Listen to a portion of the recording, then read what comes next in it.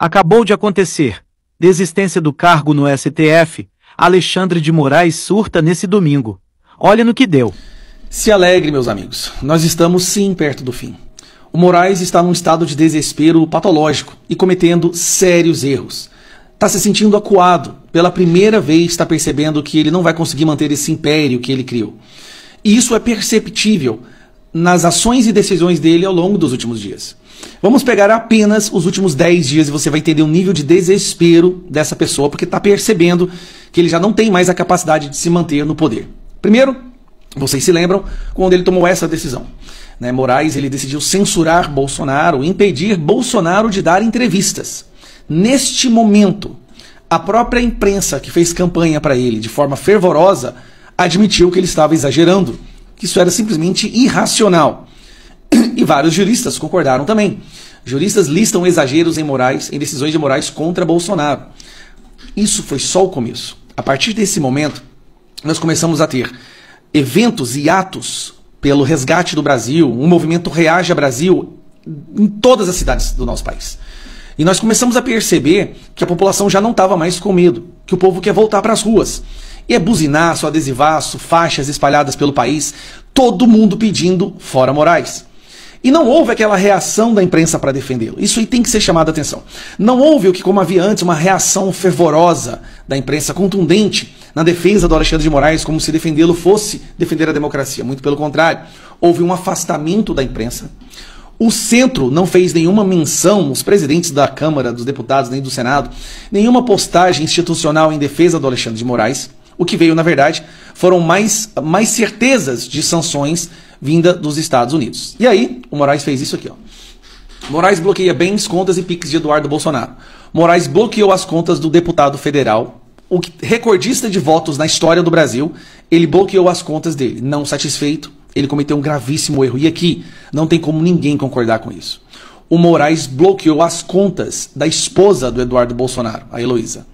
Uma mulher, mãe de 2 filhos, que não tem absolutamente nada, nunca militou, nunca deu entrevista política, nunca fez nenhuma articulação. Ele bloqueou as contas dela também, não só do Eduardo, mas também da esposa do Eduardo. Então ele está pegando o que ele acredita ser a punição para uma pessoa e começando a jogar para as pessoas próximas a ela, o que é proibido pela nossa Constituição. Você não pode punir alguém pelo crime de outrem. Não dizendo que houve crime do Eduardo. E todo mundo sabe que não houve, absolutamente zero. Mas aí ele está perseguindo a família do Eduardo Bolsonaro. E aí é onde é que ele surtou. Nós temos um deputado federal chamado Felipe Barros, que é o presidente da CREDEM. Ele é o presidente da Comissão de Relações Exteriores. Como presidente da CREDEM, ele viajou aos Estados Unidos para fazer uma visita ao Eduardo Bolsonaro e conversar com autoridades daquele país. O Moraes decidiu fazer isso aqui, Moraes inclui o deputado Felipe Barros em inquérito de Eduardo Bolsonaro. Ele incluiu o Felipe Barros, alegando que o Felipe Barros fez uma reunião para que teriam discutido sanções contra o ministro Alexandre de Moraes sob a alegação de suposta censura generalizada. Agora, o que você entende é o seguinte: o presidente da CREDEM foi para os Estados Unidos. O conteúdo da reunião ninguém sabe, mas Moraes já decidiu que é uma reunião contra ele, e se a reunião era contra ele, então era contra a soberania brasileira. E por ser contra ele, deve-se colocar o nome de Felipe Barros no inquérito. Olha a loucura, isso não é coisa de gente normal. Nós todos já sabíamos que algo não esquisito funcionava ali. Mas ao tomar uma decisão absurda dessa, ele comprou uma briga com o Congresso.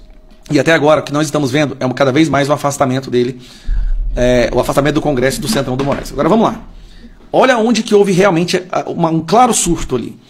O deputado Hélio, conhecido como Hélio Negão, e o deputado Crisóstomo foram para a Praça dos Três Poderes, fazeram uma manifestação pacífica e silenciosa, com esparadrapo na boca. Você deve ter visto a imagem do Hélio com esparadrapo na boca. Eles sentaram na Praça dos Três Poderes para fazer uma manifestação pacífica. Impedir manifestações pacíficas é algo vedado pela Constituição, porque isso só acontece em ditaduras. Única e exclusivamente em ditaduras, você terá notícia do governo, do Estado, tentando impedir uma manifestação pacífica. Mas aqui no Brasil, isso aconteceu. Olha só onde mais isso acontecia também, que eu quero mostrar para vocês aqui, para vocês entenderem a situação que nós estamos.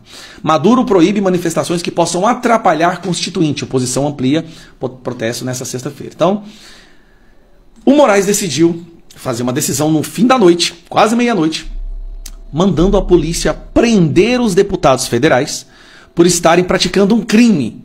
Preste atenção. Você só pode prender um deputado federal por flagrante de crime inafiançável.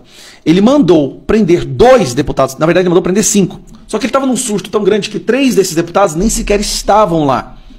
Eles nem sequer estavam no local, mas sai a decisão de que se esses deputados não saíssem de lá, eles deveriam ser presos. Para piorar, ele intima o governador de Brasília pro coitado do cara sair lá quase de pijama, correndo desesperado, para ir lá e tirar os deputados da Praça dos Três Poderes. Já é proibido você impedir qualquer manifestação pacífica no Brasil, isso está na Constituição, isso é um cidadão comum, você não pode proibir ele de fazer isso. O Moraes proibiu 5 deputados e determinou, algo que não é da prerrogativa dele, estabelecer um perímetro de 1 quilômetro ali, na esplanada dos Três Poderes, dos ministérios, para que não houvesse manifestação. 1 quilômetro. Ele está tomando decisão de governo, ele está tomando decisão de presidente, ele está tomando decisão do presidente do STF. Não existe o menor cabimento às decisões que o Moraes tomou ali. O que isso nos mostra? Ele está amedrontado, acuado. Não é à toa que ele estava viajando pelo mundo aí, como dizem algumas fontes, tentando realocar ali um capital com medo da Magnística que virá nessa semana. Até a própria imprensa fala isso. Mas não é só isso. Ele está percebendo que essa Magnística vai vir contra os colegas dele no STF e ele sabe que os colegas dele vão abandoná-lo. O Moraes vai cair. A nossa parte nisso tudo é continuar pressionando o máximo que nós pudermos. Falar com os senadores dos seus estados, fazer seu buzinaço, estar nas ruas de todo o Brasil no dia 3. Não importa, se na sua cidade é pequena, não vai ter ninguém, vai para a cidade que vai ter. Deve ter uma capital aí perto da sua cidade, é uma cidade de grande porte, que vai ter essa manifestação e vá. Reaja, Brasil, pelo amor de Deus, esse é o momento de reagir. E por isso eu estou te falando aqui, ó. O que está vindo por aí, a pressão sobre ele, a forma como ele está acuado, cometendo erros de confundir mais com mas, as decisões dele estão saindo cheio de erros ortográficos. É um cara que está completamente surtado. E depois da defesa do Felipe Martins, quando o Felipe Martins mostrou todos os crimes que foram cometidos contra ele, a mando do Alexandre de Moraes, o Alexandre de Moraes se tornou hoje uma pessoa simplesmente indefensável, até mesmo para a imprensa militante. A imprensa militante adorou quando ele fez o trabalho dele de impedir Bolsonaro de vencer, mas a própria imprensa militante entendeu, esse cara foi longe demais, ele está destruindo a democracia brasileira, ele é hoje a maior ameaça à democracia brasileira. Então, alegre-se, nós estamos perto do fim, mas é justamente agora que eles vão reagir com tudo, e por isso nós temos que estar todos nas ruas e milite nas redes sociais. Não subestime a importância de compartilhar, dar a sua opinião, gravar os seus vídeos. Nós vamos lembrar desse momento como o momento que o Brasil decidiu acabar com a ditadura da toga e resgatar a democracia. Só que a gente precisa de adultos para fazer isso agora. A gente precisa de brasileiros patriotas. Não precisa ser bolsonarista. Eu não estou falando aqui de Bolsonaro. Eu estou falando de viver num país onde a lei seja respeitada, onde o bandido criminoso corrupto vai preso e pessoas possam fazer manifestações pacíficas.